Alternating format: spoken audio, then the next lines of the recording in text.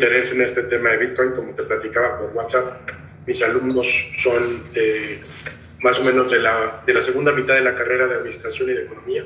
Algunos están estudiando el bloque o empezando a estudiar la especialización en finanzas. Entonces, pues hay mucho interés claramente por las criptomonedas, y pues pregunté quién era el mejor en esto y me recomendaron contigo, y muchas gracias por regalarnos tu tiempo. Ahorita Jorge nos iba a leer tu reseña, y preferí que estuvieras presente. A ver, George, platícanos o presenta al invitado, porque yo estoy medio malo de la garganta.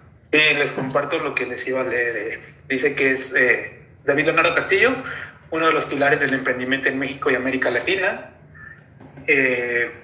Vendió su primer emprendimiento de drones en la agricultura en 2014 y creó 2 emprendimientos más en Silicon Valley de mano de Google for Entrepreneurs, GSD Labs y varios fondos de inversión.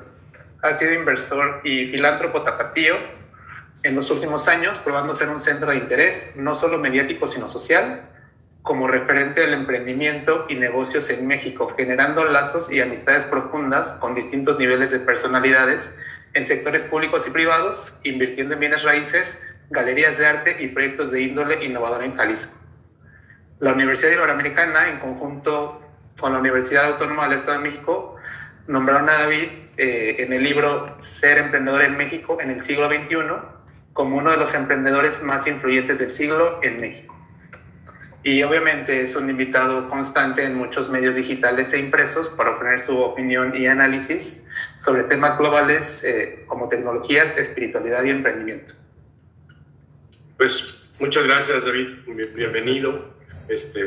Y bueno, pues empezamos, platícanos, más bien preguntarte, si empezamos por 1.0, ¿qué es una criptomoneda y cómo nacen? Pues mira, a ver, voy a tratar de, antes que nada, gracias por la invitación, gracias también por las flores. Probablemente no soy el mejor, pero creo que algo puedo compartir y estoy muy encantado de poder compartir algo. Un poquito de la historia ahí que no viene en la reseña es que me tocó hacer varias criptomonedas entre 2016 y 2018. Invertí en un par de empresas de tokens o de criptomonedas, que a lo mejor ahora no les dice mucho eso, pero en una media hora tal vez ya lo vamos a poder diferenciarlo y poder entenderlo. Entonces me ha tocado estar en varias partes del mundo viendo todo el tema de criptomonedas, ¿no? Tanto, por ejemplo, me tocó estar haciendo una criptomoneda en Israel que se llamaba Jeruscoin, que era una moneda de Jerusalén para las comunidades evangelistas en Latinoamérica. Entonces ese es un ejemplo, ¿no? de algunas cosas que me tocó hacer. Comenzamos, no quiero ir tan a deprisa porque prefiero profundizar a perderme o a perdernos. Entonces convendría comenzar a lo mejor primero por la pregunta de si entendemos por qué existe el dinero, ¿no? Porque esto es fundamental para poder explicar por qué existe la criptomoneda. Entonces no sé, yo no estoy seguro, Luis, a ver si tú puedes decir si en algún momento se toca este tema durante la carrera, o sea, la concepción del dinero como la esencia del dinero, ¿por qué existe el dinero? Sí sí han cursado estas materias el fundamento del dinero, sobre todo los economistas. Hay administradores que no. Entonces, si nos echamos una reseña rápida de la doble coincidencia y todo esto, te lo agradecemos mucho.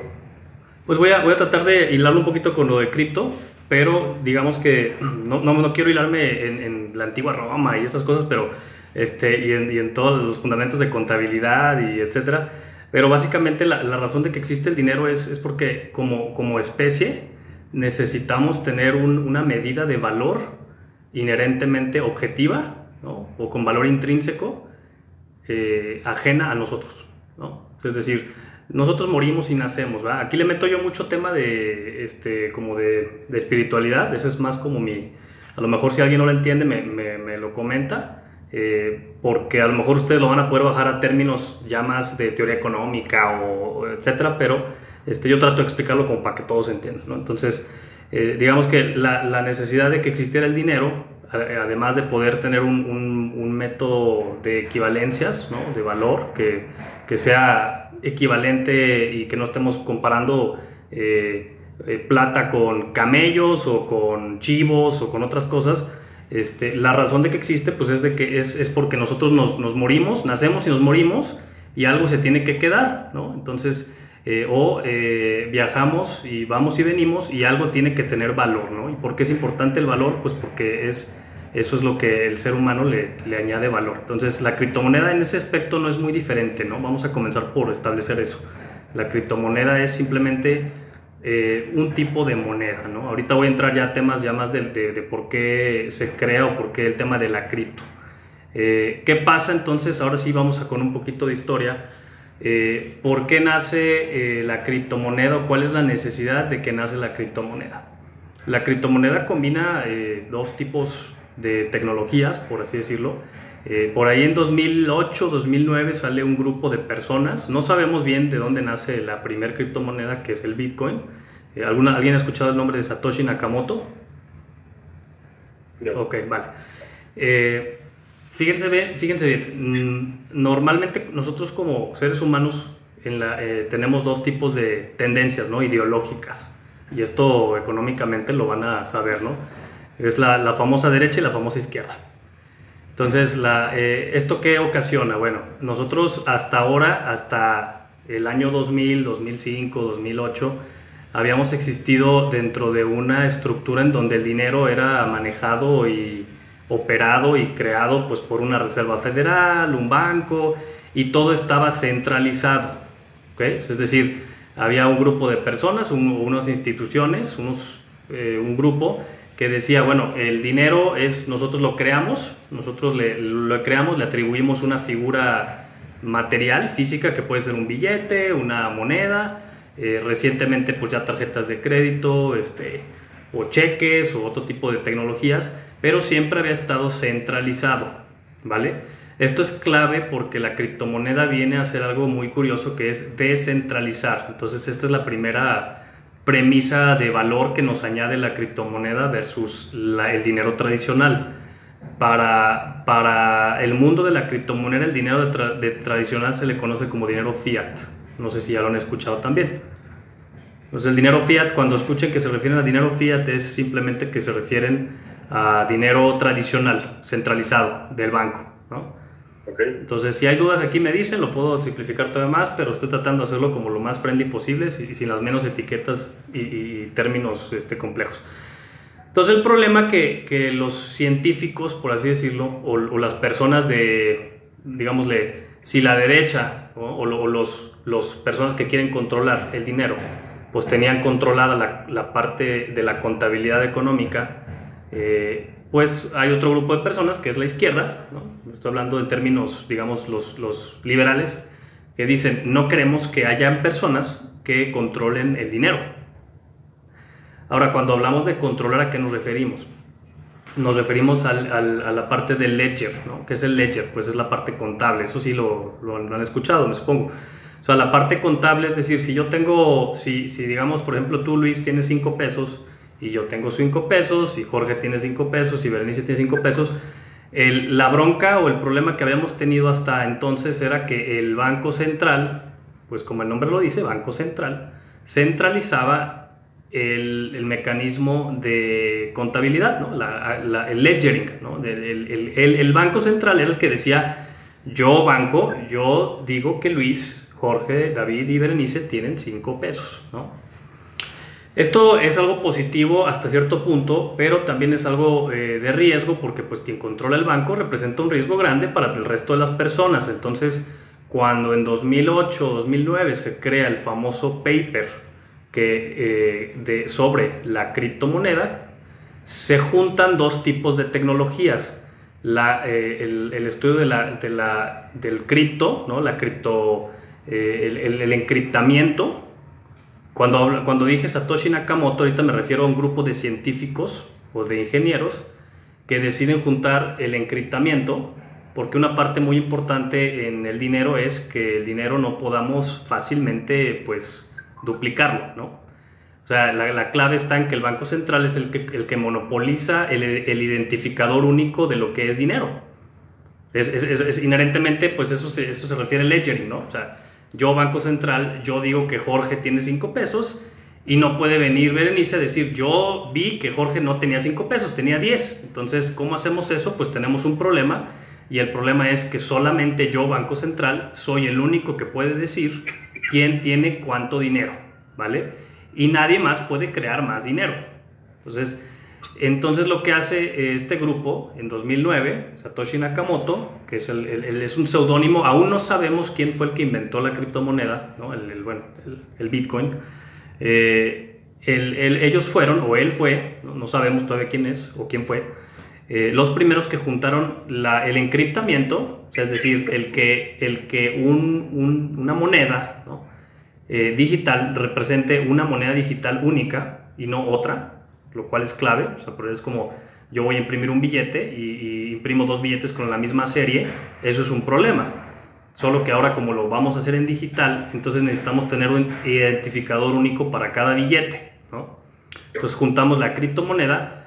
Y el otro concepto bien clave es el concepto de descentralización. Este concepto es un concepto que revoluciona todo el entendimiento de la contabilidad o del ledgering, como lo conocíamos, porque ahora ya no es un solo banco el que decide, o el que lleva vamos a decir, el tracking, el seguimiento de quién tiene dinero y quién no. Entonces, esto es súper importante, porque si hasta entonces nosotros teníamos un banco central que estaba operado por 15 personas o 30 personas, pues esas 15 personas o 30 personas de pronto se pueden levantar un día y decir, Jorge no tiene dinero y Luis tampoco, y todo ese dinero pues lo tiene de pronto Bernice. Entonces, la clave aquí era que ahora la concepción del manejo o del establecimiento de quién tiene el dinero, o sea, esa contabilidad, ahora iba a estar repartida entre todos, y ese es el concepto de la descentralización, que al final de cuentas eso es el blockchain. Ahorita voy a hablar qué es el blockchain, porque va atado a esto de la criptomoneda. Entonces, juntando estos dos conceptos, descentralización y encriptamiento, se combinan y logran crear la primera moneda, ¿no? Vamos a llamarle moneda, la primera tecnología que establece un encriptamiento de manera descentralizada. Entonces, la descentralización, que implicaba, ya en términos más técnicos o específicos, si hasta entonces, digamos que yo en una hojita, yo David, ¿no? Tenía aquí, Jorge tiene 5 pesos, Luis tiene 5 pesos y Berenice tiene 5 pesos, la diferencia a partir de la criptomoneda es que ahora Berenice iba a tener una hojita donde decía que ella tenía 5 pesos, Jorge tiene 5 pesos y Luis tiene 5 pesos. Jorge iba a tener otra hojita donde él tiene 5 pesos, Berenice tiene 5 pesos, Luis tiene 5 pesos, y Luis iba a tener una hojita donde Luis tiene 5 pesos, Jorge tiene 5 pesos y Berenice tiene 5 pesos. Esto sería imposible con la tecnología tradicional, porque para que nosotros hiciéramos una transacción, si por ejemplo Jorge le compra unas papas a Luis y le tiene que enviar 5 pesos, pues tradicionalmente era muy sencillo, porque el banco decía, bueno, Jorge le envió a Luis 5 pesos, listo, en mi tabla yo registro que Jorge tiene ahora 0 y Luis tiene 10, pero no era posible hacerlo de manera descentralizada, porque hubiera o implicaría que nosotros fuéramos con Berenice y le dijéramos, Berenice, te aviso que Jorge le pagó 5 pesos a Luis, actualiza tu tabla, Jorge, actualiza tu tabla, Luis, actualiza tu tabla, David, actualiza tu tabla, y eso sería imposible. La fortuna es que ahora con la tecnología es viable, es posible, o sea, es posible hacer eso en milisegundos. ¿Qué son eso? ¿Cómo le llamamos a eso? Pues como lo dice el nombre, confirmación de las transacciones. Yo confirmo las transacciones con todos y actualizo el ledger de todos, ¿vale? Entonces esto es clave. ¿Por qué? Porque ahora, si yo le robo dinero a Luis, o yo hackeo o yo cambio la tabla mía o la de Luis, digamos que yo agarro a Luis y le digo, Luis, te voy a pegar si no te pones con 0 pesos y me mandas a mí 5 pesos. Y yo le obligo a Luis a que cambie su tabla y yo pongo también la tabla así, pues no procedería ese robo o ese fraude, porque Jorge y Berenice tienen de todas maneras en sus tablas que eso no es cierto. Entonces, digamos que se reconfiguraría y automáticamente se regresaría el balance, no procedería, digamos, la transacción. Ahora bien, ya entramos un poquito más al tema específico. Cripto o Bitcoin, ¿no? Que eso sí todos lo hemos escuchado. Bitcoin no es más que el nombre de la primer criptomoneda que se creó a partir de este protocolo o de esta tecnología o de este paper de investigación científico que nació en 2009 con Satoshi Nakamoto. En este paper o en este protocolo tecnológico, lo que se establece son las bases para poder crear precisamente esta tecnología, ¿no? La descentralización de unidades o de tecnología o de identificadores encriptados. Lo cual sucede que como concepto es una moneda, o sea, es decir, la intención si era o no era hacer dinero no es relevante, lo importante es que al final del día la unión de estas dos tecnologías resulta ser en su aplicación dinero, ¿ven? Entonces esta es la parte como mágica que no entendemos todavía bien a nivel mundial, cómo fue que lograron esto, o cómo se hizo, o si hubo una intención detrás, o si hay un grupo de empresas, o si eso ya es la parte, digamos, conspiranoica del Bitcoin o de la criptomoneda. Y ya con las preguntas, que ya las vi rápido, Luis, entraremos a responder un poquito más. Ahorita en 5 minutos más les acabo de explicar la historia y empezamos con preguntas, que creo que es lo más valioso al final del día. Entonces, ¿qué pasa con esta creación de esta tecnología? Pues ingenieros, ¿no? Personas muy interesantes, muy inteligentes o muy vivas, como les quieran llamar, pues vieron la tecnología y dijeron, órale, esto ya dice aquí cómo puedo crear moneda, cómo puedo crear dinero. Entonces ahora lo que voy a hacer yo, ¿no? A lo mejor ingeniero en México de 40 años, ¿no? Voy a crear mi propia moneda, o digamos niño de 12 años coreano, voy a crear mi propia, porque están al nivel, ¿no? Más o menos. Pero entonces empiezan a hacer empiezan a hacer cada quien su moneda, ¿no? Entonces agarramos y ¿sabes qué? Vamos a hacer Turriza Coin, cabrón. O vamos a hacer Cerón Coin y Castillo Coin. Y como ya estaba la tecnología disponible, pues empiezan a hacer sus propias monedas cada quien. Esto ya representa por sí mismo a nivel económico otro tipo de complejidad y otro tipo de problema, en el sentido de que cuando todos tenemos nuestra moneda, pues cuál es el valor inherente o intrínseco de cada moneda. Eso ya es una especie de paradoja que pudiéramos analizar, que podríamos tener solo una plática medio filosófica, económica de ello. Pero el punto era que después de 2009 empezaron a nacer monedas. Entonces hubo personas como por ejemplo... Perdón, David. Dime. Se me olvidó preguntarte algo, y ahorita mientras más interesante se pone la conversación, te quería pedir permiso para grabar esta charla. Adelante. No quería empezar a grabar sin tu autorización, y hasta ahorita me estoy acordando de que no te pregunté. Ya perdimos un buen... Dale, adelante, sin problema. Muchas gracias. Entonces, ¿la grabamos, George? Sí. Gracias, David. Listo. Entonces, ya después con este mismo paper, ¿no? Con esta misma definición tecnológica, pues ya otro grupo de personas agarran y dicen, oye, ¿sabes qué? Vamos a hacer esto más que moneda. O sea, no solamente el dinero es algo que cumple estas dos características, ¿sí vemos? La característica de identificación única o de incorruptibilidad, y la característica de multiplicarse, ¿no? De la característica de descentralización. Entonces así es como nace la tecnología blockchain, que ya la hemos escuchado. ¿Qué es la tecnología blockchain? Bueno, la tecnología blockchain lo que establece es, si ya tenemos como concepto un identificador único, incorruptible, y que además a ojos de todos es trazable, ¿no? Hay una trazabilidad perfecta porque tanto Berenice, Jorge, Luis y yo tenemos registros de lo que hicimos Berenice, Jorge, Luis y yo. O sea, es 100% transparente. Y está además descentralizado porque nadie puede, o sea, tendríamos que estar coludidos los cuatro para los cuatro cambiar las tablas a como queremos que se cambien. ¿Me explico? Lo cual eso, digamos, a lo mejor ahorita está bien, pero cuando estamos hablando de millones de personas, pues es prácticamente imposible. O sea, el poder está descentralizado. Es como la nube, ¿no? Un poquito así como tenemos la nube ahorita en internet, pues hagan de cuenta que la nube, pero en dinero. Y se crean los contratos inteligentes.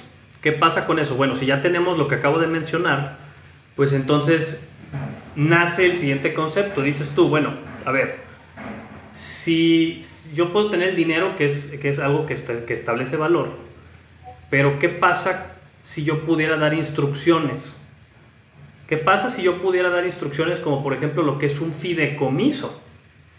Para quien no sabe lo que es un fideicomiso, pues es simplemente una estructura legal que permite ejecutar instrucciones a través de un fiduciario, que es un banco, ¿no? Que es una controladora a la cual se le dan instrucciones y queremos pensar de manera medianamente apegada a lo que tú estableces, lo hace, ¿no? O sea, un fideicomiso es cuando mi hijo cumpla 25 años le va a llegar tal herencia, ¿no? Y no se la puede gastar no sé, en vicios, ¿no? Se lo tiene que gastar solamente en estos 3 rubros, por así decirlo.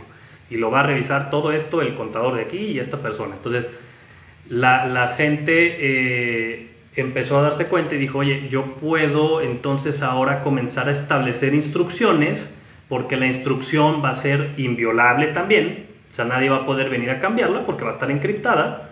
La instrucción además va a ser replicada entre todos los nodos. Estoy estableciendo un concepto aquí nuevo, que no es lo mismo que más la descentralización. Los nodos seríamos Berenice, Jorge, Luis y yo. Está descentralizada y además es 100% transparente. Entonces esto senta las bases de los contratos inteligentes, porque además, como ya tenemos la tecnología puede ejecutarlo.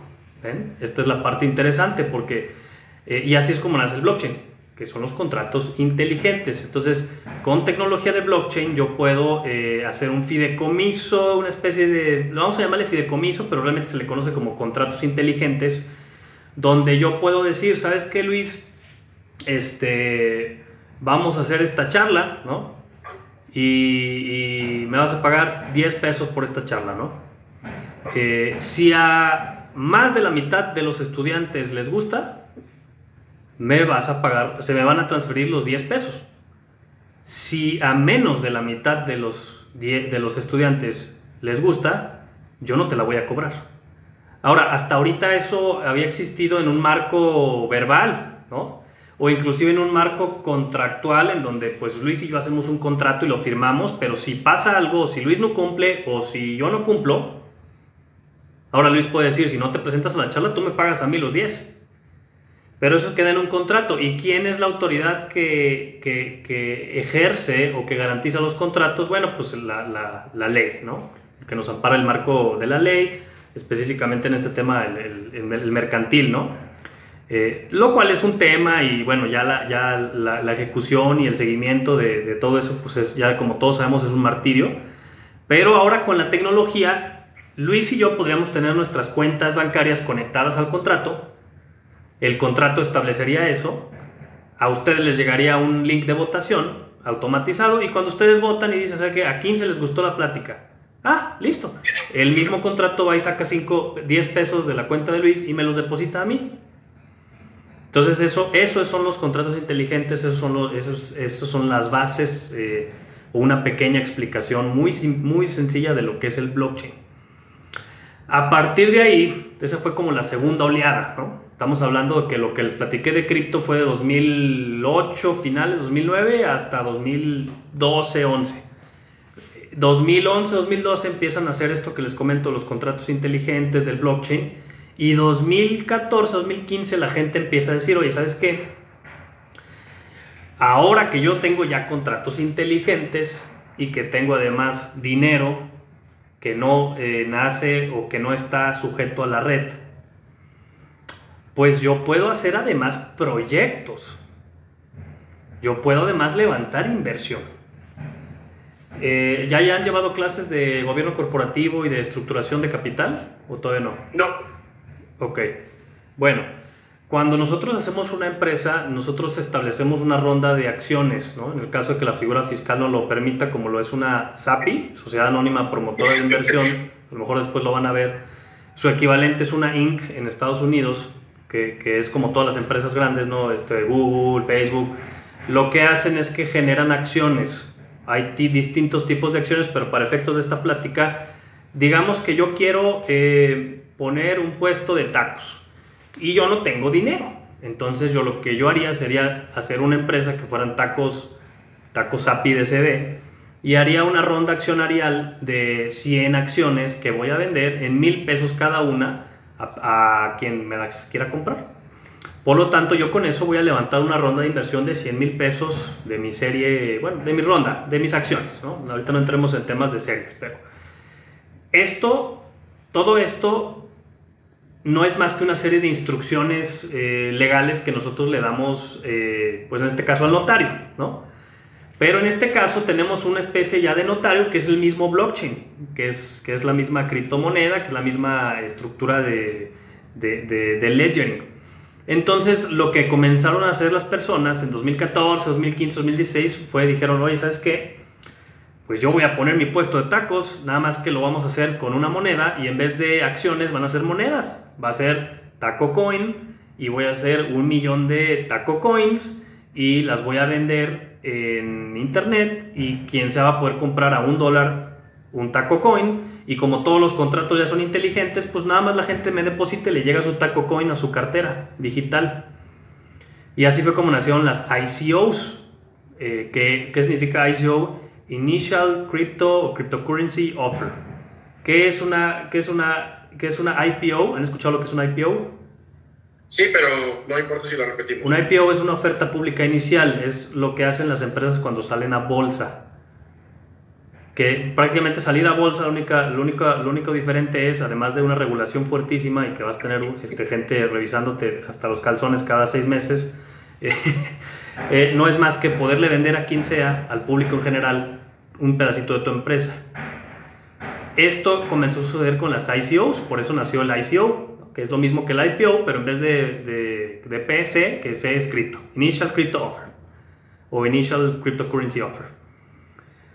Entonces, durante 2015, 2016, 2017 empezaron a nacer muchísimas empresas que estaban levantando dinero como ICOs. Y entonces, ¿qué decían? Bueno, yo levanto dinero, tengo un modelo de negocio que genera riqueza y reparto utilidades, todo a través de un contrato inteligente blockchain. Y por otro lado, la moneda incrementa su valor como lo hace también Apple cuando saca un nuevo iPhone.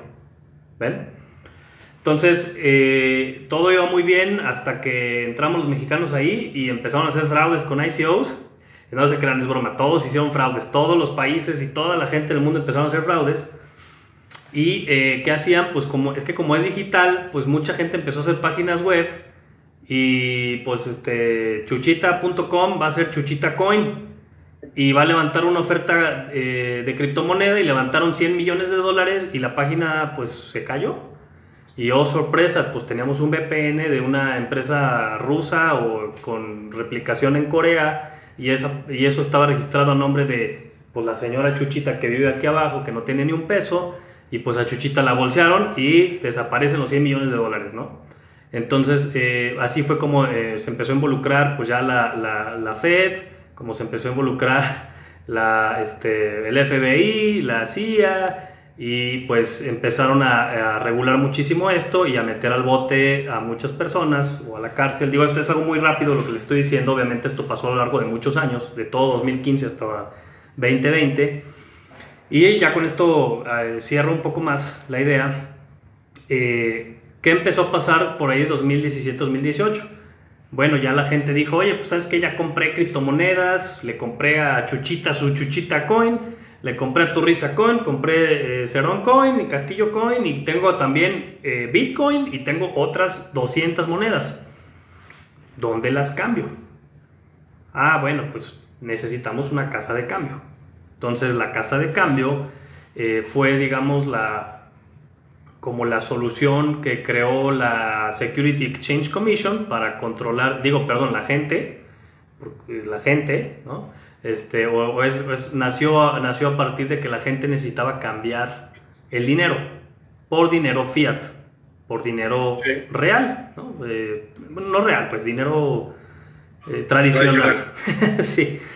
Entonces, porque yo tenía a lo mejor un Bitcoin y quería comprarme un carro, entonces necesito trasladar o transmitir ese valor a algo tangible, necesito tangibilizar. Entonces la casa de cambio me permite ya tangibilizarlo y así es como nacen pues ya 2018, 2019, Bitso y todas las otras casas de cambio que ya conocemos y pues y pues estamos al día de hoy ya con todo el ecosistema que ustedes ya conocen de casas de cambio, exchange, tantas monedas. Y luego, este es el último pedacito, pues la gente dice, oye, si ya tenemos cientos de monedas y van a cambiar su valor como si fueran acciones, pues hasta podríamos hacer trading con ellas. Y las vamos a comprar y las vamos a vender, y sobre el diferencial vamos a generar ingresos. Entonces pues comienzan a nacer no solo las casas de cambio, sino las plataformas de trading con cripto. Y pues ya, esa es la historia, ¿no? Entonces la gente ahora tiene casas de cambio, tiene plataformas de trading y pues también puede comprar, y ya últimamente muchos comercios ya las aceptan también, que no es más que una conectividad con la casa de cambio y con los bancos centrales para hacer ese swap de currency swap por dinero fiat. Esa es más o menos la historia. ¿Dudas hasta ahorita? Sí, muchas. A reserva de pasar a las preguntas, me gustaría nada más como ejercicio, David, hacer un tira-tira como de dinero fiat, ¿no? y economía tradicional a criptomonedas, ¿no? Queda claro quién va a representar cuál lado. El dinero, cuando tú platicas de cómo nace, esencialmente, como bien dices, lo que se necesita es una doble coincidencia para que pudiéramos generar un producto, y si queríamos comprar otro, pues a lo mejor el que lo vendía no le interesaba nuestro producto. Entonces el dinero finalmente es un intermediario, un bien común, el que todos nos interesa, y en algún momento, como bien dices, fueron camellos, fueron semillas de cacao o fue oro, ¿no? Entonces el oro, pues todos lo necesitaban porque tenía muchas propiedades, más que un valor intrínseco, ¿no? Es maleable, conduce bien la electricidad, bla, bla, ¿no? Entonces, ese en cualquier lado te lo podían comprar, y luego la gente hasta se lo ponía en los dientes, y era una manera de ahorrar, ¿no? Y luego, cuando necesitaban lana, se sacaban una muela y ya iban con la casa de empeño y te lo fundían y te daban dinero fiat, como bien le llaman.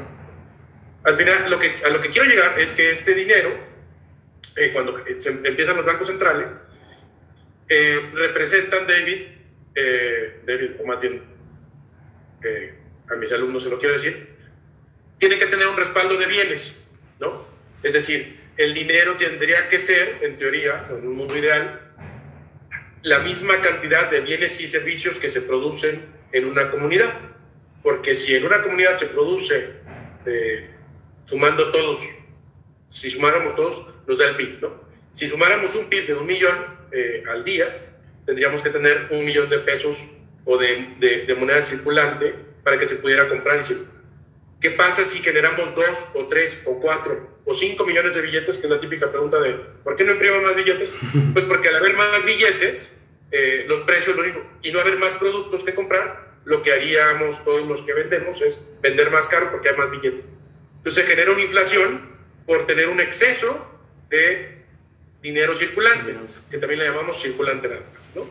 Entonces, eso es lo que hacen los bancos centrales en el mundo. Controlan el número la cantidad de dinero que está circulando en una economía, y con eso, como lo hemos platicado en clase, promueves o limitas la producción, ¿no? Y entonces, ¿cómo le haces para recoger dinero cuando bajan los niveles de producción en la economía? No le dices, a ver, regresen el dinero, ya se acabó, o sea, como si fuera un turista. Lo que haces es subir la tasa de interés, y entonces la gente dice, entonces te regreso dinero porque me vas a dar más en 28 días, 72 días o en 5 años, ¿no? Volviendo contigo, David, mi punto, o el punto que quiero hacer para hacerte la pregunta es, esa cantidad de dinero está respaldada por bienes y servicios. Y el que el Banco Central o un banco central lo maneje, en teoría, garantiza, y digo en teoría porque cualquier organización humana es corruptible, ¿no? En teoría garantiza que solo haya dinero circulante, ahí se me está cerrando la garganta, equivalente al nivel de bienes y servicios que hay en la economía en ese momento. Lo que yo, haciéndole al abogado del diablo por las criptomonedas para preguntarte es, ¿quién respalda eso? Es decir, ¿por qué no podría, ahora sí que Ceron Chain o Yesenia Coin o Kelly Coin, imprimir más criptomonedas? Al final ella está agarrando y ya conocemos a Kelly, ¿no? Está agarrando más dinero del que puede generar, de lo que ella puede respaldar con dinero fiat. Ella está agarrando dinero fiat y generando una criptomoneda. Y pues se nos pela, ¿no? ¿Qué me garantiza? O, por un lado, que no se pele, lo platicaste un poco de pasadita, me gustaría que profundizara en eso. Y por otro lado, aquí hay, desde la perspectiva de un economista tradicional, o del siglo pasado, como soy yo, un riesgo de generar una inflación, porque estás generando dinero circulante que no está necesariamente respaldado por un bien y servicio. Podría o no estarlo. Sin embargo, sigues generando y generando monedas, ¿no? Sí, total. Aquí es donde entramos ya a pláticas más filosóficas que económicas, porque... no le sacamos a la filosofía, no te preocupes. Sí, no, y está bien pegado, porque no hay... Como tal, la respuesta rápida es nada. Nada nos impide que se pele ahorita Berenice con Berenice Coins, ¿no? Hay distintos mecanismos que son detractores. Por ejemplo, el swap entre un Berenice Coin contra un Bitcoin está regulado desde la perspectiva de Bitcoin con respecto al dinero fiat. Es decir, necesitas que alguien te cambie un Bitcoin por un Berenice Coin o un Turriza Coin, ¿no? Entonces, hay un factor humano ahí que al final del día, pues es todo está hecho para el hombre, ¿no? O sea, al final del día todo está hecho para y por el hombre, por el ser humano. Entonces, necesitas un ser humano que quiera o que vea valor en ello, ¿no? Entonces, aquí existe un trabajo constante de demostrar valor dentro del mismo proyecto. Que en este caso, la complejidad de aquí es que está todo pegado aquí. O sea, aquí la misma acción es la misma empresa, lo cual es la misma moneda. Entonces, no es como en las empresas tradicionales donde tienes entes distintos, ¿no? O sea, tienes una actividad económica separada de una acción de la empresa, lo cual te da una evaluación de la empresa, pero además tienes dinero que entra al sistema y juega y es cambio entre todas. Aquí no, aquí es lo mismo. Por lo tanto, el valor, no existe un valor como tal intrínseco. ¿Qué es lo que intentaron hacer aquí las personas? Respaldar la moneda en activos. Es así como terminamos con, no sé si llegaron a ver, por ejemplo, que estaban haciendo tokens de bienes raíces. Cuando hacían tokens empezaron a hacer tokens de bienes raíces, y lo que hacían era que dividían un edificio en 1,000,000 de pedacitos y ponían ese edificio a nombre de la empresa, la cual era la dueña de las monedas. Y entonces, pues de cierta manera ya había un valor o respaldo de la moneda, ¿no? Hay infinidad de huecos legales con esto, o sea, no es... el tema aquí es que el Estado te da un respaldo muy, muy, muy real y muy tangible. O sea, tú no puedes... sin la firma de un notario, pues tú no te puedes... Las reservas federales. Claro, entonces al final del día... Está padre como concepto, pero pues sí está también bien complicado, porque además pues el edificio, ¿quién te ampara legalmente? O sea, siempre necesariamente tienes un cuello de botella, que es ese swap entre el mundo real y el mundo digital. Porque aunque yo esté viendo este edificio de aquí y diga que son Castillo Coins y que valen 100 millones de pesos este edificio, que son 100 millones de Castillo Coins, al final del día alguien tiene que hacer ese swap forzosamente por dinero real o por algún otro activo. Y si tú no cuentas con la, como en casa de cambio se le diría, o en las acciones, con la, ¿cómo se le dice? Liquidez. Cuando no hay la suficiente liquidez, pues vas a tronar, o sea, la moneda va a tronar. Y si legalmente nadie está dispuesto a meterte a la cárcel por haberte robado algo, pues no hay realmente un respaldo real del Estado o del uso de la fuerza, que al final del día es el único respaldo real, ¿no? El monopolio de la violencia que la tiene el Estado. Pues no hay nadie que te detenga de decir este edificio ya no pertenece a los Castillo Coins y ahora pertenecen a los Turriza Coins. Entonces esa es la bronca, ¿no? O sea, sí hay muchos huecos, es completamente imperfecto dentro de su innovación, y el otro aspecto de la moneda es que también a veces pues es como un startup, ¿no? Se crean con la intención de que valgan en un futuro y pues van incrementando la evaluación, y hay distintos mecanismos, y ahí es donde nace un concepto que se llaman los tokenomics. Los tokenomics son las economías de los tokens, ¿no? Entonces, cuando tú diseñas una moneda o un proyecto que va a utilizar tu moneda, tú tienes que diseñar el proceso o el flujo o la dinámica económica detrás de. Y esto es algo complicadísimo porque tienes que ser un muy buen economista para diseñar un sistema económico que va a vivir en un entorno digital para poder garantizar valor. Les doy un ejemplo de un tokenómico, por ejemplo. Yo puedo hacer 1 millón de Castillo Coins y lo que puedo hacer es decir, ¿sabes qué? Voy a regalar los primeros 100,000 Castillo Coins. Entonces, de cierta manera, pues yo los hago a ustedes que se registren en mi página, que hagan ciertas actividades y de cierta manera pues ya adquiere un valor, aunque pequeño, el Castillo Coin, porque ya tengo 100,000 personas que reclamaron su Castillo Coin. Al menos los datos, al menos sus datos personales algo valen. Entonces pues al menos tenemos, si tenemos que cada uno de sus datos personales vale 5 pesos, perdón, 10 pesos y tenemos 100,000 personas, pues ya tenemos ahí 1 millón de pesos de evaluación por las 100,000 Castillo Coins. Ya estamos hablando de que tenemos una evaluación del Castillo Coin total, un market cap de 10 millones. O sea, es así de... suena estúpido, pero es así de estúpido. O sea, discúlpeme la palabra, pero suena tonto, pero es así. Y después, esa es una estrategia tokenómica. Otra estrategia puede ser, ¿sabes qué? Cuando lleguemos a los 100,000 personas que reclamaron su Castillo Coin, se va a quemar la mitad de los Castillo Coins. ¿Qué significa que se va a quemar? Pues muy sencillo, creo yo una cartera digital, mando la mitad de los Castillo Coins a esa cartera digital y quemo la clave. O sea, quemo la clave como tal, o sea, no existe la clave, o sea, la quemo físicamente, o la pierdo, por así decirlo. Y entonces ya nada más existen 500,000 de Castillo Coins, entonces ya de lo que valía de 10 millones, automáticamente subía el precio a 20 millones, a la evaluación del proyecto, ¿no? Esas son, a mi parecer, son tonterías, porque ya estamos jugando un juego de a ver quién se inventa la tontería más tonta como para subirle el valor a esto, ¿no? Por eso es que esta es la razón por la cual la criptomoneda adquirió tanta incertidumbre, tanto desprestigio y parece como un juego de fraude, porque pues sí lo es en cierto aspecto, ¿no? Entonces, pero ya los tokenómicos más serios, por ejemplo los que me tocaron hacer a mí, porque tuve durante un par de años una empresa que se dedicaba a diseñar monedas para empresas grandes, corporativos y ya empresas serias, ¿no? Inclusive de bienes raíces, etcétera.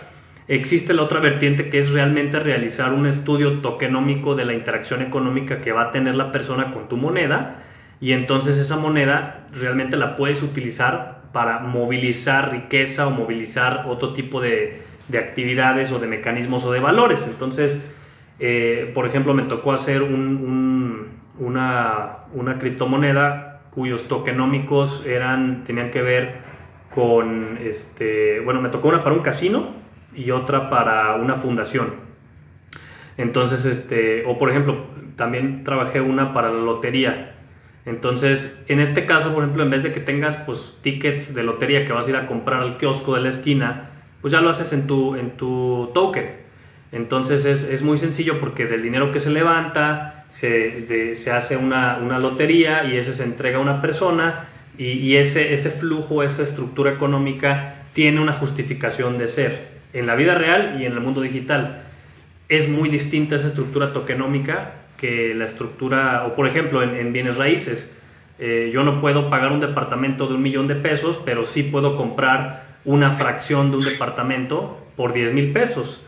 Entonces yo voy a hacer un token, un token que va a ser igual a un departamento y va a haber, voy a dividir el departamento entre 10,000 pesos para que cada quien pueda invertir en el departamento, y cuando se rente el departamento desde la plataforma web, esa misma renta de 15,000 pesos se divide automáticamente por medio de contratos blockchain y se le paga a cada uno de los que tiene una acción, por así decirlo. Entonces esos son sistemas económicos que uno tiene que diseñar, pero son complejos porque si uno no los diseña bien, pues de pronto se pilla los dedos. Ok, entonces en esencia el respaldo o la reserva o lo que funciona de reserva de las criptomonedas acaba siendo el dinero fiat. Entiendo así. O propiedades, ¿no? O tangibles. Sí. Exacto. Algún activo que puedan.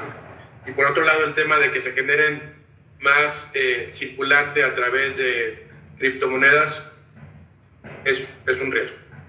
Se puede hacer en cualquier momento. O sea, hay gente inclusive que hace 1 millón de monedas, las vende y luego emite otras 10 millones y diluye todo, ¿no? O sea, son esquemas en términos legales es un esquema pump and dump al final del día. Okay. Eso está prohibido por la Security Exchange Commission en Estados Unidos, o sea, te pueden meter al bote por eso. Pero sí, eso es muy fácil fraudear, ¿no? Muchas. Pues si quieren entramos a las preguntas que nos mandaron, que esencialmente es pues cómo se crean, cómo funcionan, qué es minar monedas. Tú las leíste y bueno, pues verás sí. Cuáles son las más interesantes. Perdón, a mis alumnos no les avisé que David se tiene que ir a las 6, entonces nos queda media hora. No sé cómo quieres que usemos esa media hora de preguntas y respuestas. Sí. ¿Las sacamos de las que nos mandaron o las hacemos en vivo, como tú prefieras? Yo pienso que en vivo, porque me parece que con algunas cosas que hablé ya se tocaron varias. Ok. Explico lo del minado si gustas, porque no lo toqué. Lo del minado de hecho es justamente una manera de controlar la emisión de monedas. Esa sería una manera también. El minado, ¿qué es el minado? El minado básicamente ¿se acuerdan que hace un ratito les comentaba que si Berenice, Jorge, Luis y yo teníamos 5 pesos y Jorge le compraba papas a Luis, pues alguien tiene que verificar y certificar que eso sucedió o que esa transacción es válida, ¿no? Que sí Jorge le quiere enviar a Luis 5 pesos. Entonces, ¿quién va a hacer eso? Pues nadie lo va a hacer gratis, ¿verdad? O sea, realmente ¿quién va a estar ahí? Imagínense toda la cantidad de transacciones en cada minuto o cada segundo que suceden, pues alguien tiene que hacerlas. Entonces, o Berenice y yo y Luis tenemos que ponernos a validar a Jorge o alguien más. Entonces, se crea el concepto de minado, que el minado no es más que pagarle a alguien en la misma moneda para que valide las transacciones de la misma moneda.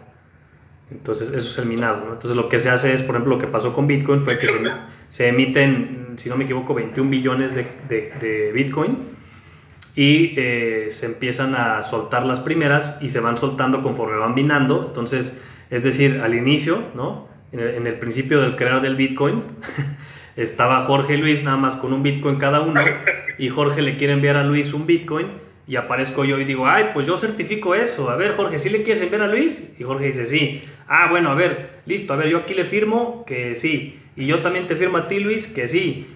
Pero yo voy a cobrar otro Bitcoin. Y así fue como se minaron los primeros 3 Bitcoins. Y luego David dijo, oye, pero pues yo quiero enviarle ahora a Luis otra vez. Y entonces llega Berenice y dice, pues yo lo verifico. Y entonces ya eran 4 Bitcoins. Entonces así hemos estado, ¿no? Ok. Perfecto. A ver, pues si quieren levantar la mano aquí en Google Meet, para ir siendo... Sí, Diego Acevedo levantó la mano. Sí, a ver, si quieren de una vez varios para que hagamos una serie de preguntas para aprovechar el tiempo, además de Diego, ¿alguien más? Perdón, ¿alguien más? Gustavo también. ¿Quién más? Perdón, lo que quiero decir es, vamos a hacer varias preguntas, y quisiera que tuviéramos 5 preguntas para medio aprovechar el tiempo más. Si quieres, Inés, a ver, ¿cuál es tu pregunta? Sí, bueno, mencionaste algo sobre el cambio de la moneda a moneda real, pero no entendí bien cómo se hacía como el cambio. Ok. Gustavo, ¿tu pregunta? Sí, ¿por qué justo en el 2021 el Bitcoin subió a más de $60,000? Ok. Diego, ¿tu pregunta? Diego, bueno, mi pregunta más que nada, ya respondí una parte que era qué es lo que lo respalda, o sea que si yo levanto yo tengo mi empresa, yo levanto mi ICO, entonces, ¿por qué la gente habría de comprármela? Esa es una de las preguntas. Pero 2, más que nada, la importante sería, ¿cuál es el futuro de esto? ¿Qué es lo que piensan hacer para hacer ese deslinde? Porque si las criptomonedas, al fin y al cabo, para nosotros poder utilizarlas hay que aterrizarlas como con el dinero real, llamémoslo así, que ya tenemos.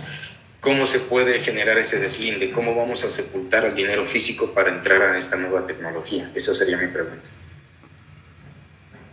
Ok, David. Creo que voy contestando porque si no se nos juntan y son complejas algunas. Vale. A ver, empezamos con la de Marlene. A través de una casa de cambio se baja el dinero a dinero real. La casa de cambio, hay distintos tipos de casas de cambio, ¿no? Hay casas de cambio establecidas, avaladas, autorizadas, lo cual no existía. Nosotros en México tuvimos una reforma de las criptomonedas, si no me equivoco, por ahí de 2020, 2019, junto con la reforma fintech, ¿no? Pero eso ya es un tema fiscal y legal. Pero el punto de aquí es que también pues hay plataformas ilegales de cambio, que prácticamente son grupos de personas que dicen, pues yo tengo aquí $1 millón, te compro el Bitcoin, y al final del día es una negociación, ¿no? Es como una compraventa, es como un bazar. Entonces, casas de cambios digitales, pues puedes buscarlas. Hay algunas como Bitso, Volavit, Crypto.com, o sea, hay muchas, ¿no? Coinbase, ahora sí que cada país tiene sus asegúnes. De la pregunta de Gustavo, no me acuerdo cuál era, ¿qué habías preguntado, Gustavo? Porque justo en el 2021 subió demasiado el Bitcoin. Casi, más de $60,000. Ya, mira, por la misma razón por la que el peso sube y baja, y por la misma razón por la que las acciones de Facebook suben y bajan, o sea, hay variables macroeconómicas que impactan.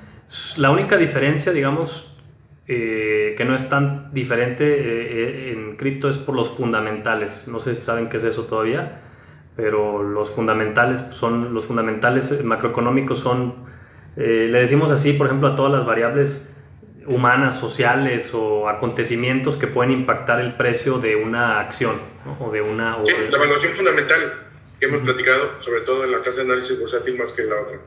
Sí, entonces los fundamentales pueden ser, oye, pues Elon Musk dijo que Bitcoin no valía madre, pues se fue para abajo.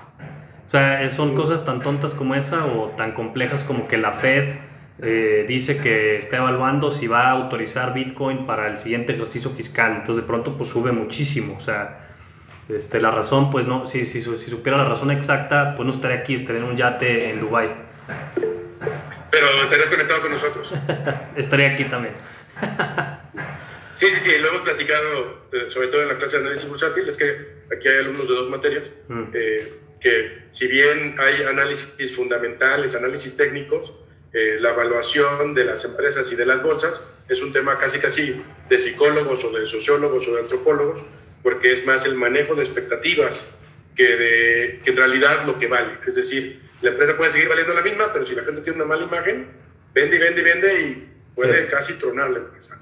Entonces lo que dices es que pasa lo mismo con el Bitcoin, pero creo que la pregunta de Gustavo va en el tema de, pues, ¿cuál fue esa expectativa o cuál fue eso, digamos, aunque no sea fundamental, qué fue lo que sucedió para que Bitcoin se fuera, pero a incrementos no de porcentaje, sino de X y de cientos de X, ¿no? En ese tiempo hubo dos cosas. La Fed sí estaba analizando precisamente lo de autorizar cripto dentro del sistema bancario, y el otro fue algo muy interesante, que fue que si no me equivoco el minado de Bitcoin se está acabando. O sea, de los 21 billones de Bitcoin, si no me equivoco, si no son 21, es más, mira, les voy a decir cuánto es. How much Bitcoin exists? Porque luego van a cortar este pedacito y van a subir diciendo algo mal. Sí, exacto, vamos a editar el video. 21. Lo subimos a nuestro canal. Sí. Y vamos a decir, el especialista David Castillo dijo... Diciendo, ajá. No, 21 millones.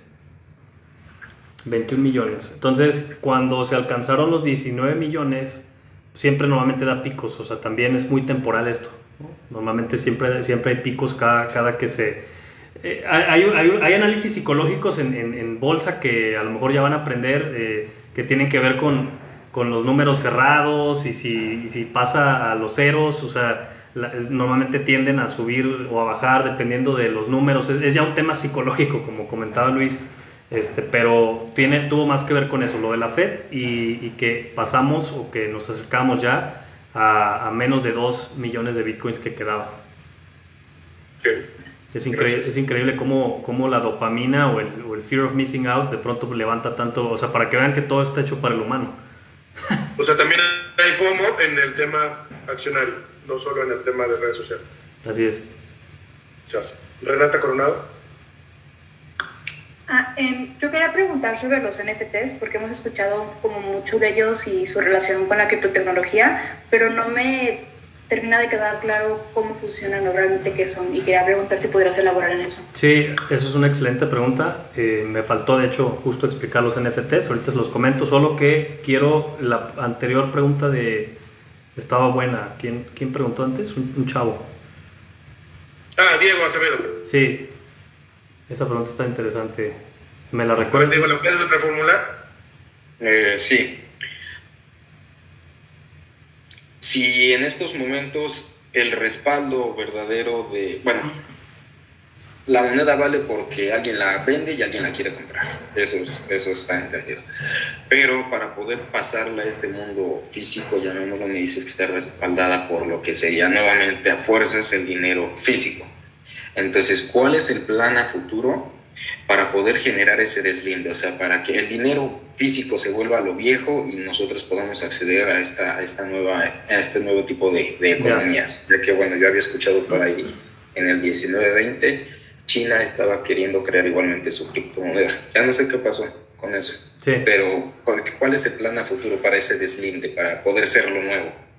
Sí, esa pregunta está excelente. Mira, aquí te voy a dar una respuesta operativa y una respuesta como teoría humanista, ¿no? O de teoría del ser humano que yo tengo para un futuro que es casi como una predicción, que te la voy a enlazar junto con lo que está pasando ahorita con las redes sociales y los influencers, a ver si me lo logran cachar.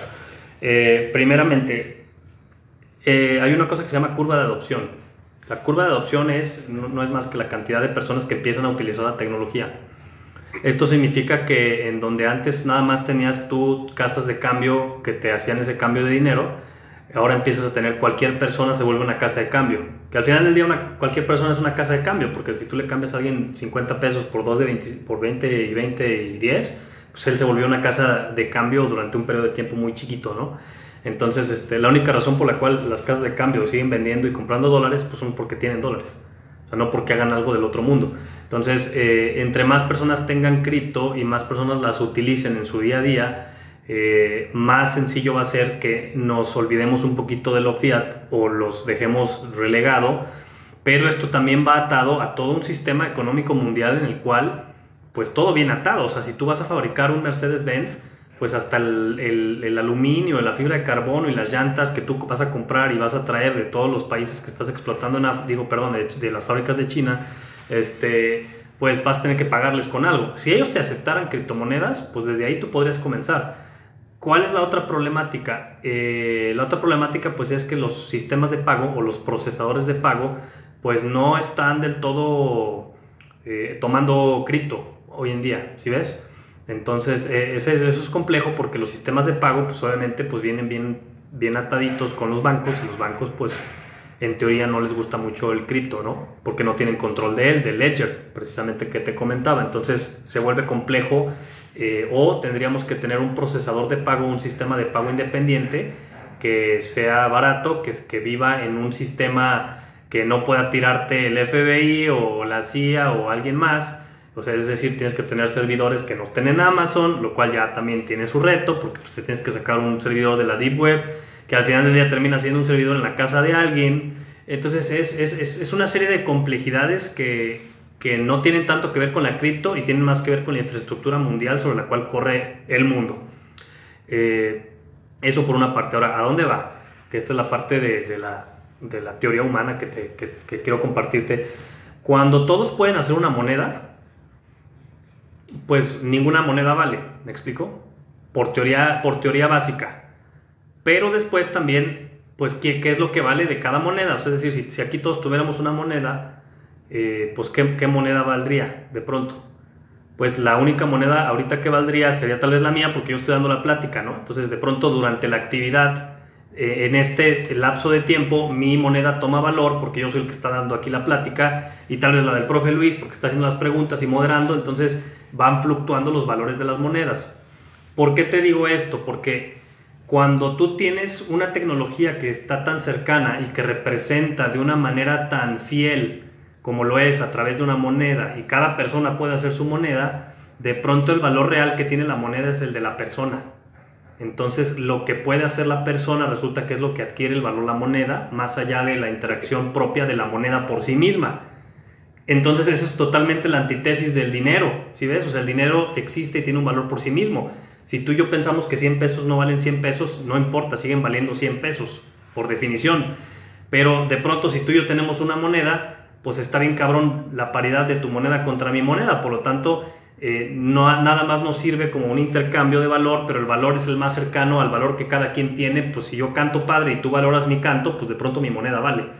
Entonces eso plantea todo un cambio. ¿Y por qué lo hilo con las redes sociales? Pues porque hoy en día estamos experimentando ese camino, estamos yendo hacia allá. Jeremy Rifkin, que es un economista, no sé si lo han tocado en alguna clase, pero tiene un libro que yo les voy a recomendar que se llama La Sociedad del Costo Marginal Cero. Él, como el nombre lo dice, lo que él te dice es, con los avances tecnológicos, el costo siempre tiende a cero. Entonces, cuando los costos siempre tienden a cero, de pronto el valor que tú estás entregando cada vez tiene más que ver con la persona que con la actividad o el procesamiento de lo que estás vendiendo. Por ejemplo, la página web. La página web en los 80s era un proyecto de 20 personas y miles de dólares. En el año 2000 era algo de 3 personas y $1,000. Hoy en día la página web te cuesta $200, $1,000, y medio sabes ahí, no estás tan güey y sabes inglés, pues ya la hiciste con $50 al año, ¿no? De hosting. Entonces el costo cada vez va reduciéndose, por eso se dice la sociedad del costo marginal cero, e inclusive la tecnología te permite que la mayoría de las cosas sean gratuitas. ¿Qué pasa con Facebook? Es gratuito, el producto somos nosotros. Entonces, por esto nacen los influencers, porque el influencer realmente, los youtubers, los influencers, pues realmente el valor son ellos, ¿no? Ellos son el producto. Entonces, esto ya es más teoría económica y predicción económica, pero es otro rollo, ¿no? Pero quería tocarlo para que por ahí sí, quien le vuele la mente, pues se le va a quedar por años eso en su cabeza. Muchas gracias. Ya compartimos el título del libro en Amazon. Y la pregunta... Sí, ahorita se los mando en el chat, perdón. La pregunta de los NFTs, David. Los NFTs, buenísima pregunta. Un NFT se llama Non-Fungible Token, es decir, un token no fungible, ¿no? ¿Qué es lo no fungible? ¿Se acuerdan que ya hablamos de los tokens, ¿no? Yo hago mi moneda. El token no fungible es un token que tiene digamos, un componente dentro de la moneda o dentro del token, por así decirlo, que es un identificador único asociado a una pieza única. O sea, esto es como yo voy a hacer 100 monedas, pero cada moneda es distinta, o cada moneda es única. ¿Por qué nació esto? Porque cuando estábamos creando criptomonedas, de pronto se nos ocurrió decir, oye, pues, ¿qué tal si ya estamos asociando edificios y estamos haciendo edificios que valen 100 millones de monedas, pero qué pasa si tenemos, por ejemplo, arte? ¿O qué pasa si tenemos música? Entonces, los NFTs no son más que un token, pues son como una moneda, pero que tiene asociado un identificador único. Entonces, cuando yo compro arte, si yo compro un cuadro de arte, yo podría comprarlo a través de internet o a través de medios digitales, y yo sabría o podría validar la autenticidad de la pieza por medio de que el mismo blockchain o la misma tecnología de la cripto va a decir, David es el dueño de esa pieza de arte. Entonces, aunque Luis copie mi pieza de arte, si él la imprime o la vuelve a pintar o la pone, no es la original, porque en el ledger compartido que tenemos todos dice que David es el dueño de esa pintura y que está asociada con ese token. Entonces, esos son los NFTs. ¿Pero eso es como un certificado de garantía o el NFT en sí es la obra de arte? El NFT es la obra de arte y es el certificado de autenticidad. Ok, entonces podrías mandar un NFT. Si lo vendes, ¿te quedas sin la obra de arte? Sí. Si tú vendes la reproducción actual. Es un identificador único. Sí. Ok. No sé si respondo a tu pregunta, Renata, y si no pasamos a la de Jorge, que también tiene sus preguntas.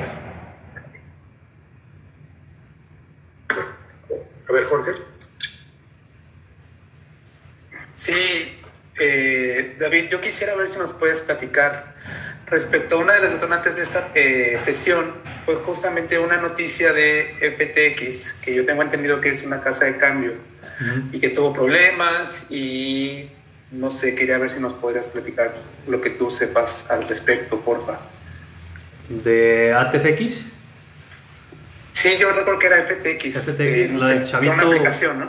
La del chavito con las greñas largas, ¿verdad? Que lo quieren meter al bote. Sí. Ay, pues es que mira, pues no es más que una cripto o una casa de cambio que se hizo muy grande y que es que va en parte de lo que les comentaba, o sea, cualquiera podía hacerlo.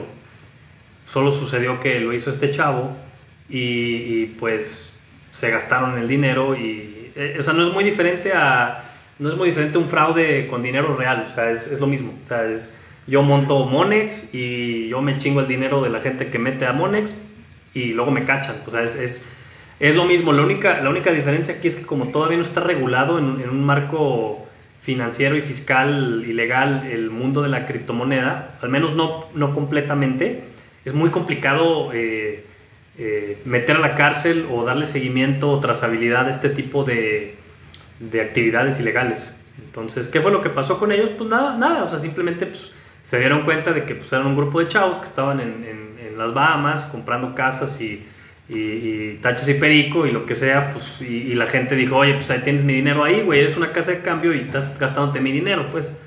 Entonces, me parece que la única diferencia, pues, con los dueños de un banco es que tienen una mejor agencia de publicidad. Okay. Oye, ¿alguna otra pregunta? Si no, David, nada más, claramente el elefante en el cuarto es, ¿todavía hay chance de hacerse rico con Bitcoin? Y en su caso, ¿cómo le metemos? Bueno, a ver, empiezo con la segunda. ¿Cómo le metes? Pues te abres una cuenta en Bitso o en cualquiera de los exchanges. Me parece que hasta inclusive GBM ya tiene cripto ahí, ya está operando.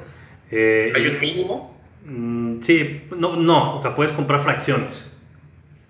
O sea, sí puedes la cantidad que quieras. Debe de haber un mínimo que te autoriza la plataforma, pero en realidad hay fraccionales de cripto. O sea, no tienes que comprar el Bitcoin. ¿Pero el mínimo será en miles de pesos o en millones de pesos? No, inclusive es desde 100, 200 pesos. O sea, el mínimo lo pone la casa de cambio porque muchas veces por las comisiones o por los pagos de las procesadoras de pago, pues si el mínimo que te cobra la procesadora de pago son 4 pesos, pues no le vas a meter 20 a tu cripto, ¿me explico? Entonces la casa de cambio misma te va a decir, oye, güey, pues aquí el mínimo son 200 o 500 pesos. Pero que puedas tener que puedas ser dueño de 5 pesos de Bitcoin, sí lo puedes hacer. Nada más que la casa de cambio. Esa era la pregunta, ¿no? O sea, si está accesible para nosotros o sobre todo para mis alumnos. Sí, quien sea y desde cualquier cantidad, ¿no? 1 peso, 2 pesos puedes comprar monedas. De hecho hay monedas que puedes comprar varias monedas con 1 peso. así de poquito valen. Si conviene tradear o si se puede hacer uno rico con eso, me parece que ya no tocó. O sea, esto es una opinión polémica, pero no, o sea, es decir, no estoy intentando decir que no es posible, lo que estoy intentando decir es que cuando era muy posible, eso no es ahora. Okay. Entonces ahorita la gente no está haciéndose tan rica con esto o no está viendo tantas personas haciéndose rica con esto como hace 10 años. Que lo puedes hacer, pues sí, digo, si metiste 100 millones de pesos una mañana y en la noche subió 30%, pues felicidades. Las probabilidades de que eso lo logres hacer, pues no lo sé, pues yo no lo he podido hacer. Muy bien. Bueno, hay alguna última pregunta de Samuel y ya cerramos para agradecerte y dejarte libre. Samuel. No, de hecho, lo que iba a comentar es que justamente, por ejemplo, Mercado Pago está ahorita, bueno, metió como tal esto de la compra de criptomonedas, de Bitcoin desde $1, justamente. Eso es lo único que quería comentar. Sí. ¿Y es su criptomoneda o es Bitcoin? No, es Bitcoin. ¿Ah, sí? Sí, así es, Bitcoin.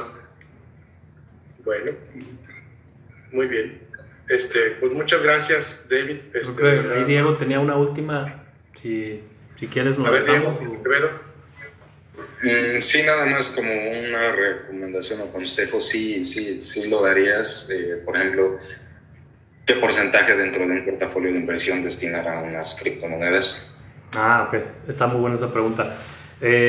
Miren, yo muchos años he estado haciendo trading. La respuesta se responde dependiendo del perfil de inversionista y el riesgo que quieras tener en tu portafolio, tu estructuración. O sea, la respuesta viene desde antes, ¿no? Más bien. La pregunta más bien viene desde antes. ¿Qué tipo de portafolio quieres armar?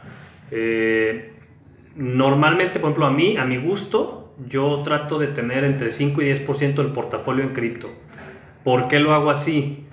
Porque por los estudios y la familiaridad que yo ya tengo con la criptomoneda, yo sé que como puede subir 20% un día, puede bajar 50% otro. Por lo tanto, con mi rúbrica y mis lineamientos de cómo se invierte en mi fondo, yo lo que hago es, yo estoy dispuesto a perder el 100% de dinero en criptomonedas, porque eso es lo único que puedo perder, ¿no? El 100% de ese 5%, pero con ese 5% yo puedo ganar hasta un 60 o 100x, suponiendo que hay una subida. Entonces ese 100% de ese 5% me puede representar de mi portafolio total un 30 o un 20% de mi incremento, ¿ves? Pero si yo pierdo el 100% de ese 5%, me representa solo un -5 en mi portafolio total y yo lo amortizo contra mi proyección de mi rendimiento anual del total de mi portafolio. Entonces así amortizo. Entonces tengo una función muy agradable en donde digo, ¿sabes qué? Si mi portafolio normalmente es 50% de mis raíces, 50-60% yo lo tengo en mis raíces, el otro 10 al 20% lo tengo con una holding en donde invierto en las empresas reales, o sea, me meto a la operación de las empresas, y luego otro 20%-30% lo tengo en bolsa, casa de bolsa, compro acciones, específicamente en tecnología, que es lo mío. Hago una revisión porque tengo mi contador y mi abogado, y hago una revisión de todas las ganancias y tengo una metodología que yo diseñé basada en la de Warren Buffett de valor intrínseco. Ahí yo creo que el profe después lo pueden ver con eso, más otras variables, y un 5% en cripto, de tal manera que si yo ya sé, por ejemplo, que bienes raíces siempre me va a dar, al menos en mi manera de operar aquí en Guadalajara, entre un 10 a un 18% anual. Por lo tanto, si me corto yo con el 5% de cripto de mi portafolio total, pues aún así, contra el compromiso de mis inversores, que yo les compro el dinero a 12 hasta un 20%, que es alto, o sea, es decir, por ejemplo, en Dubái están comprando el dinero al 2%, ¿no?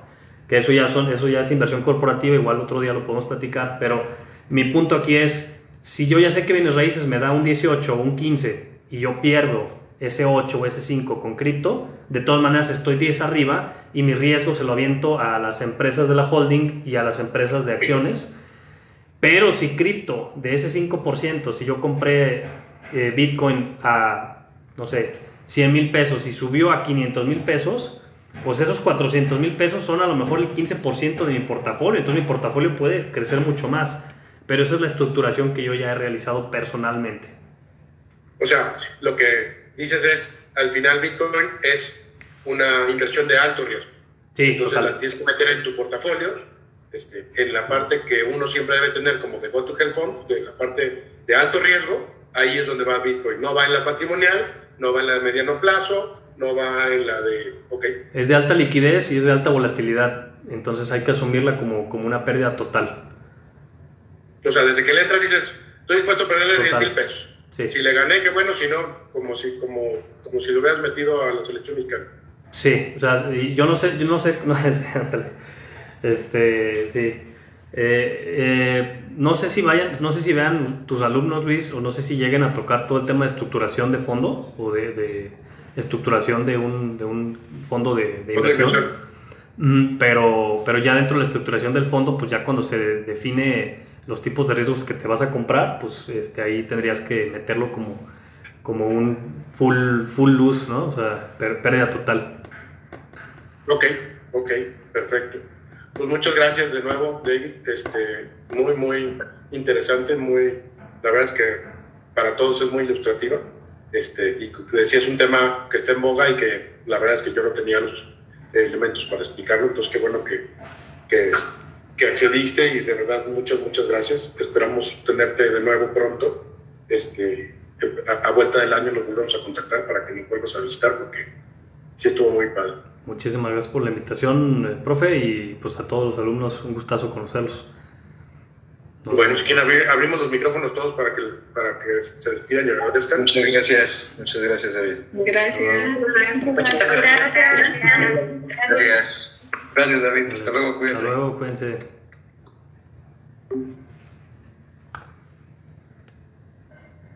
Ahorita nos volvemos a conectar en unos 15-20 minutos porque tenemos asesoría live de mujer y hombre de alto valor, ¿vale?